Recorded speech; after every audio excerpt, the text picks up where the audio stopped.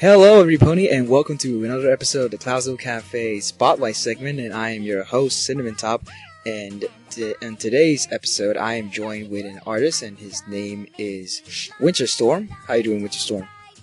Hi, I'm fine, thank you. How are you?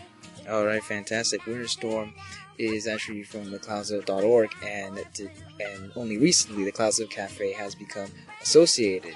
So, if you don't know what Cloudsdale.org is a really friendly chat website in which you get to meet people and discuss about certain things in your certain clouds, which clouds are kind of like chat rooms based on a certain theme. So let's just say there would be chat rooms for music, for fan fictions, or gaming and whatnot, and there's a lot of people that that share that common interest, and you can just discuss and talk about it, and it's really nice. It's really well presented, and we are very happy to be associated with them. But enough of plugging, let's go back to the interview. So, how exactly did you started working on ponies? This pony was like your first thing, or you were those artists that drawn a lot, and then all of a sudden when they got hooked to the show, all their work is pony? Well, it's an interesting story. I started becoming an artist when I was about 16. So I wasn't very into art, and I tried doing an art exam, and I failed. I failed it quite miserably, and I was mocked by my family, by my teacher, saying that I was trying to do too hard to be like my sister. And my sister's a fantastic artist. And I thought, hang on, I'm going to do the best I can and actually become good at art. And so, 8 years later, here I am. And but the thing that got me into ponies was actually my ex. For ages, I was like, oh no, I'm not going to watch ponies. And he got me to watch ponies one night, and I was hooked. And being an artist, I thought, I want to draw something like that. And so I started drawing ponies. Oh, right, fantastic. And most of this work is very well done. And it's kind of like a style of line art with paint. Mostly you use like the hair is kind of like use like a brush strokes, like very, a lot of thin lines of brush strokes, and just I can tell there's a lot of layers on top of each, and no, it's very well done, and I like the attention to detail you do with the hair, and with most of the stuff when you do with fabrics and clothes and stuff, it's really nice. I really appreciate the Warhammer ones. They're very difficult, and there's not a lot of them around. How I got into the Warhammer ones, I think it was another friend of mine who was a big Warhammer fan, and he was just obsessing over Necrons, because they're his favourite race, and I thought, oh bugger it. He doesn't like ponies, but he likes Necrons, and so just to annoy him, I combined the two of them. So I was like, here, I have a Necron pony, and he was having really mixed reactions to it. It's like, it's Necron, but it's pony, what do I do? Yeah, it's kind of like the things that you love and the things that you don't like are kind of like mix, and it's love and hate. Indeed. Right. So, what are your general inspirations for your art style? Because you have it's kind of a combination with cartoonish but realistic. So, what do you base your art styles? That's actually a good question. Usually if I want to find inspiration with art, I look up some music which are associated with the subject that I'm drawing. Like if I'm drawing something pretty dark, I'll listen to some or sort of power metal, something really heavy, just to get me into that mood. Or if I'm doing something like Warhammer, I'll listen to a lot of like army marches.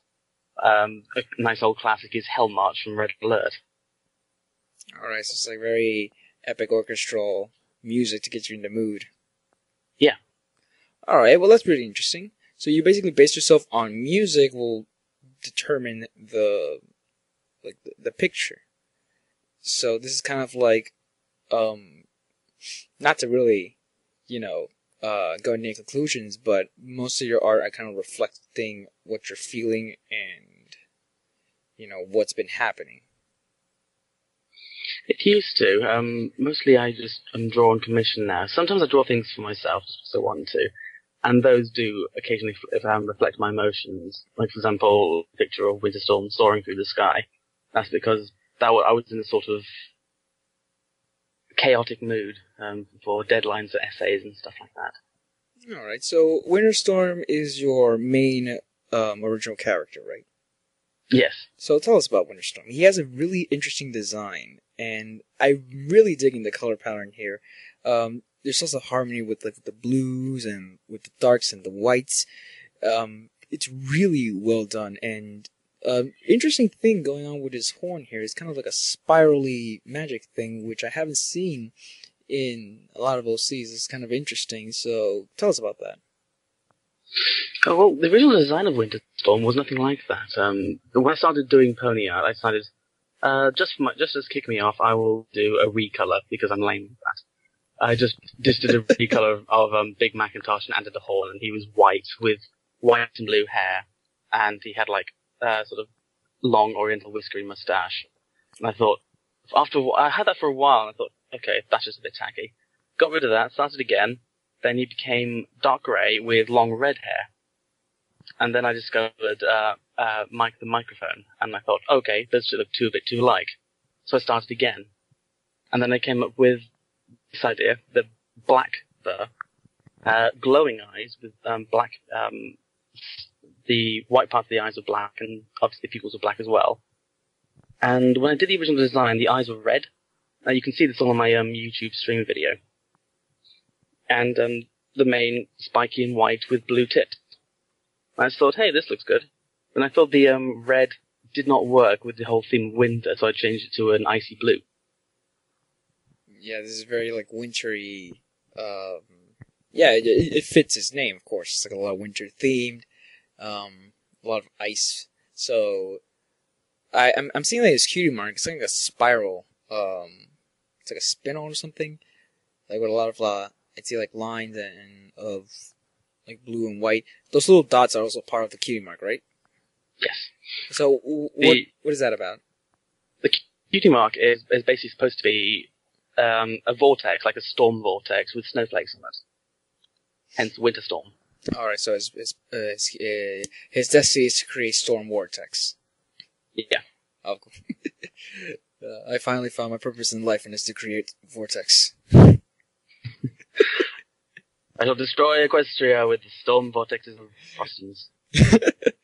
Oh, I also but not only you just draw ponies, you also do other stuff as well, like portraits.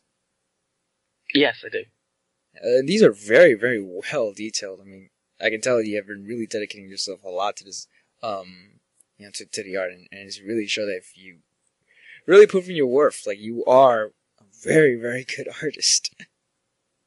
Thank you. Yeah, this is actually really good work. So, what are the main challenges you find when you're drawing? My main challenge is dynamic poses, like a pose that makes them look like they're alive. Because for years, when I was younger and drawing, like, I used to draw anthropomorphic art, like anthropomorphic animals, lizard men, stuff like that. And my biggest problem was making poses like them look like they were alive or moving. They were just cardboard cutouts. They're really, really rigid. They're very flat. I can do it with humanoid bodies now. I still slightly struggle with dynamic poses with ponies. Because it's completely whole different new anatomy for me. Yeah. That was a problem I was also having when I was starting. I only been drawing for about a year now, and I can't say I've improved that much, but I know that the first difficult thing for me when I'm starting to draw is just to make just like a dynamic pose, a pose that would feel believable and that would be interesting. Now, of course, like making it three-dimensional, since we're working on a two-dimensional plane. Yeah. And I think one of the biggest challenges for any artist is to make something that feels and that conveys that, what I'm drawing looks like it is. What I'm trying to project on the virtual paper or on real paper is what I'm trying to express, and people can understand it. And, drawing in definition is kind of like, a signature on a piece of paper or on a surface. It's like a mark. It can be anything, really. But what's important is that people that what you're trying to express or to place on the canvas is well expressed and people can get it. And if you're drawing something that's like, it doesn't really apply to what is abstract, where it's not supposed to make sense or only makes sense to the artist, and you have to go through, I don't know, some sort of obscure research to find out what he was actually saying. That is kind of taking away the purpose of what art is. Yes, I always believed art to be a very expressive sort of skill. People who have very little appreciation of art, I've found to be very introverted. They don't think of others as much. That's probably being I'm probably being very generalizing there. Well, but, I wouldn't say that, because I've been through at least my local museum of contemporary art. It's very it's strange because there's a lot of when it's contemporary, then that's the, most people call it the humorous side of art. It's a part of art that doesn't take itself very seriously. So most of the artists base themselves on that philosophy, and they take either objects or topics or something, and they will express and just basically it mostly discusses more about current events and things that are happening. And for the art to be appreciated or understood, you have to either understand what was happening at the time and the reason why they express themselves that way. So it is kind of selfish in a way that I'm expressing my point of view of these things, but they're not that universal. Well, when it comes to sort of interpretation of art, like you said, there's sort of different levels of it. For example, you can get people expressing themselves in ridiculously complex ways, like Picasso with his surrealism. You had Robert Delaunay with his cubism, Salvador Dali with his more surrealism. So they all had their own sort of symbols. There were sort of symbols which they sort of slipped into their own artwork. But I think we're going off on a tangent here. Yeah, a bit. But to stay on topic, I think MC Ecker also did a lot of the impossible world, staircases that lead to nowhere and upside down waterfalls. But those are things that are obscure and strange, but I can appreciate it because it looks good. But anyway, back to the interview. So what kind of artist do you consider yourself? Do you mean by type or professional level? Well, if you consider yourself planning to go professional, or just doing it for recreation? A bit of both. I do it recreationally, but I also do some professional commissions on the side. For example, I've been invited to this gaming society, and they want me to do some concept art eventually. Oh, really? So what's the gaming society about? It's nothing big, it's just a local gaming society where I live. Also look like a guild or a clan or something like that? Not quite. It's more like a group of people who come together and they play games varying from video games, card games, board games. And they will be, they said they're going to pay me to do some concept art. So since they're going to pay you, I think they will do conventions or something like that, right? Possibly. All right. Oh, that sounds really good. So you're planning to either do professional or so you're just gonna be in the middle, right? Doing this for recreation, but at the same time trying to make a little bit of money out of it. Yeah, pretty much. Oh, all right. Well, that's okay. So, what are your professional goals? My professional what? Sorry. Your professional goals. Professional goals. They actually surprisingly, they have nothing to do with art. Seeing I'm in university right now in Lancaster. I'm doing 2 degrees. One of them in creative writing, and the other one in English literature. So your strength is in writing. Yes. Have you ever written any fan fictions? I'm writing one at the moment, but I haven't finished it yet. I'm going to be writing it more over the Christmas holidays. Alright, so does it have to do with MLP or is it something different? Sorry? Does it have to do with MLP? I'm sorry, I can't hear you. There's a bit of lag. Okay. Does it have to do with My Little Pony? Yes, it does. Alright, so can you tell us a quick synopsis? It's called The Light of Day. Light of Day. And it's an apocalyptic tragedy one. It's not a grimdark, as in the whole, oh my god, gore every few pages. It's nothing like that. That seems to be the kind of definition of grimdark. It's just gore, blood, guts. No.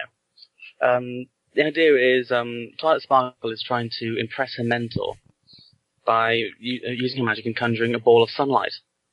Saying, look, I can do this as well. And the idea is that she eventually manages it, but the two suns causes a paradox. And it basically causes the light of day to be let in and the whole magic idea to just crumble and fade away into reality. And you get things like the weather becomes untamable, wildlife becomes wild, and things that we think that laughter can cure, they can't be cured by laughter. It's a very dark, tragic, apocalyptic fanfiction. How far is your fanfiction done? No, not very far at all. I've only just finished the prologue. Alright, so it's just about getting started. I started it a long time ago, but I've been so busy with commissions, art commissions, writing my essays, doing research, and more university work. I've had no time to just settle down and write my fiction. Alright. Well, you've done... How many commissions have you done so far? What, in total, all my life? Excuse me? Sorry? In total? Yeah. Oh, God. I can't remember how many. I've been doing commissions since I was about 18, 19. Oh, my. So, that's been doing a lot of commissions then. So, yeah. How what are your rates for commissions? Sorry? Your rates, prices. My rates are semi-negotiable, but for a standard, fairly detailed picture, like the ones you can see on my Tumblr, they're usually about £30, 30 British pounds. Alright, so I would say around 34, 35 US dollars, I guess. Around that. But yeah, like I said, can be negotiable. Yeah, so if I were to do a commission, where would I contact you? You could send me an email or talk to me via Tumblr or add me to Skype, whichever. Alright, so... Or even on Cloudsdale. Okay, on Cloudsdale, of course. Yeah, we'll definitely be sure to put the links on the description if anybody's interested for a commission, of course. Indeed. So, you have any, tips for anybody who's gonna aspire to be an artist? Well, the biggest tip I can give is don't give up. Just because somebody else may be, air quotes, better than you, isn't a reason for you to stop.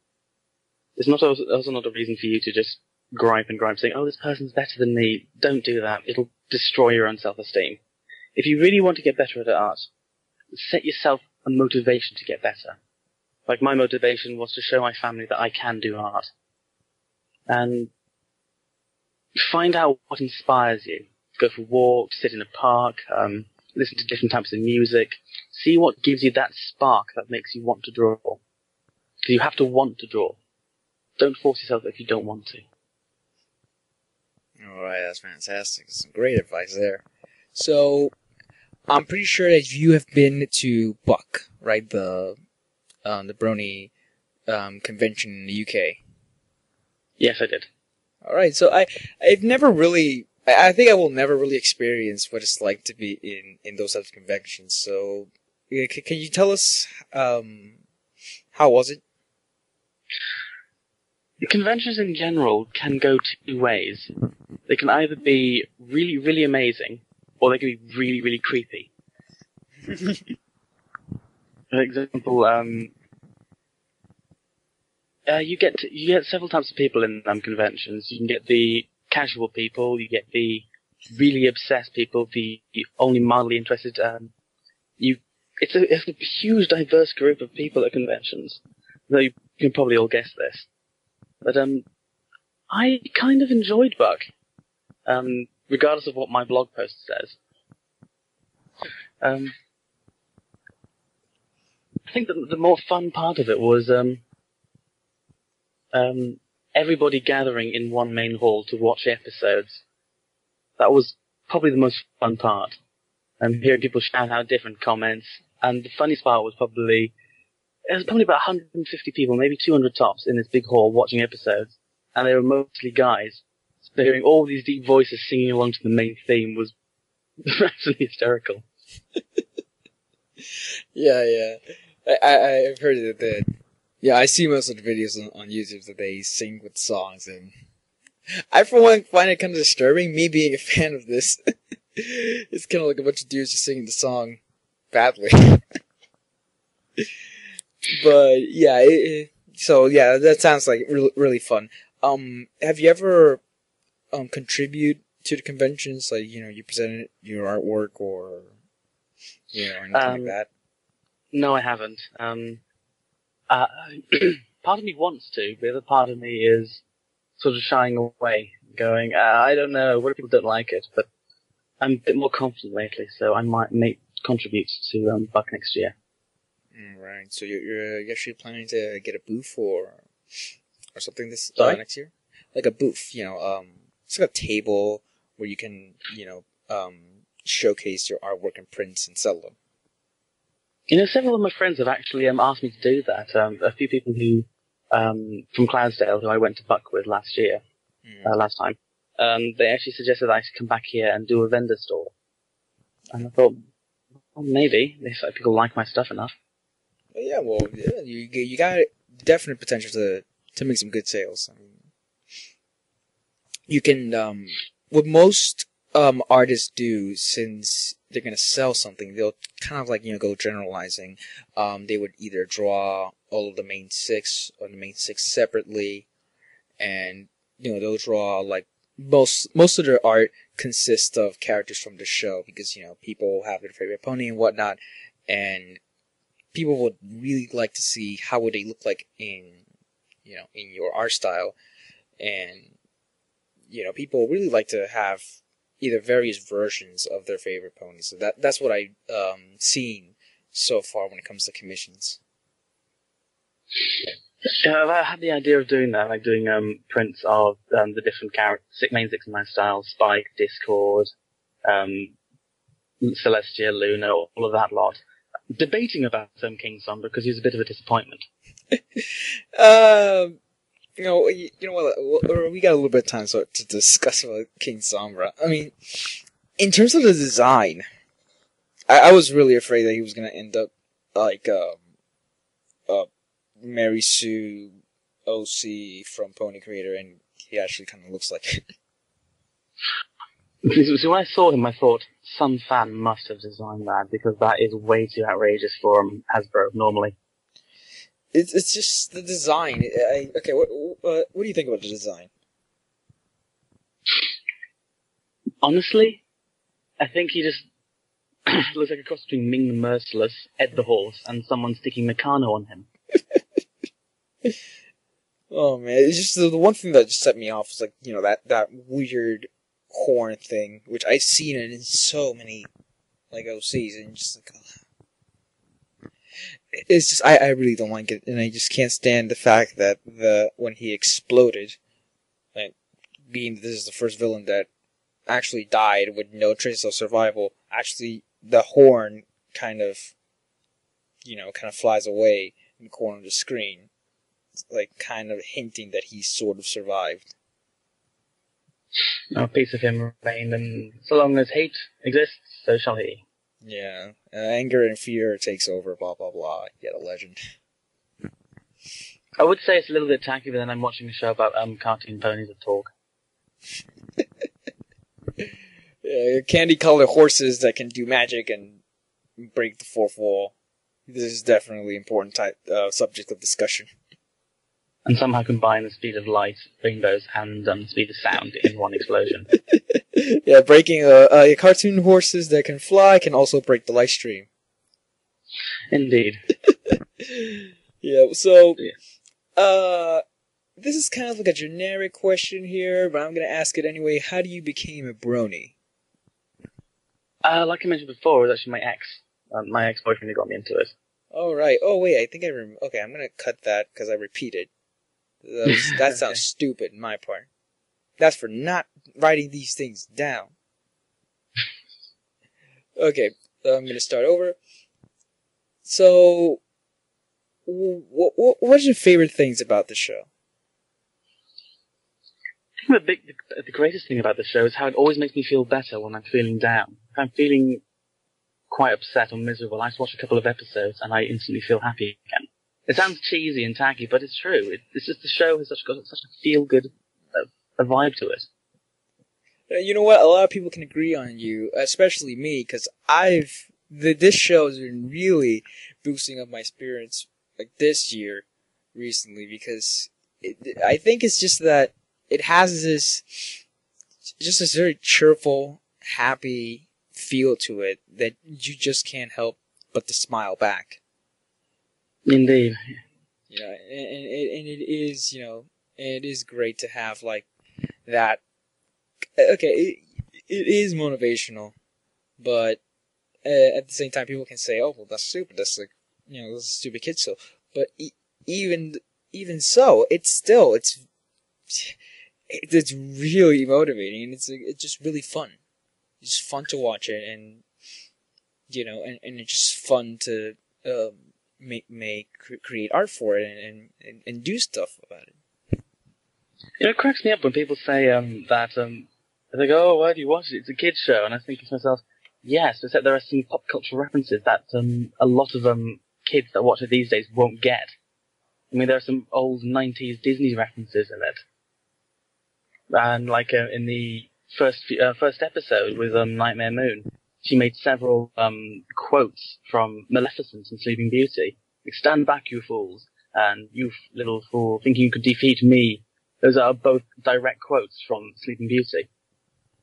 Yeah, and I think there's also like cameos from there was a Pony Vibe version of the Big Blazowski. Or Bolzowski, I don't know. I always said it wrong. The Big Lebowski. Lebowski. There's like references there. And okay, I can assure you a 12-year-old kid that won't understand what the Big Lebowski is. With being an artist and watching the show, you tend to see repeated patterns within the art design. And one of the things I noticed with the Apple family is Big Macintosh, Apple Bloom, and Applejack. They all share the same colors. You got Applejack's coat is the same color as Big Mac's mane.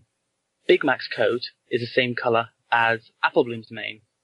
And Apple Bloom's coat is the exact same color as Applejack's mane. The three of them got the same three colors. Yeah, that's kind of like an interesting. I think there's like a what's called color harmony, in which they all kind of, their colors are like are harmonized. And they have like a certain pattern, and that color pattern is actually complementary when you put them all together. Yeah. And it also gives the whole feeling of, yep, they're definitely a family. They got the same three colors. Exactly. So they're a family, so they have to share, genetics and whatnot. Yeah. So it's a really nice touch, actually. It's a really nice touch, except for Granny Smith for her being lime green. Well, maybe she was a different color when she was younger. Every time we see her when she was younger, it was in a sepia grayscale tone. Yeah, but everybody just assumes that she's that still lime green color, which is nice. I mean, and everybody assumed that her hair is white, which I'm not so sure that's true. That her mane was always white, but it was in sepia tone, so we aren't so sure what color really she is. But they say that the whitest whites of hair were originally ginger when they were colored. Well, it's really interesting how they put a lot of attention to detail in this show, and it's really great how so much talent just ooze out of this fandom, and the main source of inspiration was this very show. So yeah, I really have to give thanks for all the animators and writers and storyboard and actors and whatnot that just do a lot of hard work on making this show possible, and giving us another hobby. Yeah, absolutely. Yeah. Do you have any other questions about my art? Well, unfortunately, this is all the time we have. Okay. It's already been 30 minutes, but you know what? Since I'm gonna cut out a few parts, I think we'll have one more question since Okay. this is gonna be cut. Let me think of one, a really, really difficult one.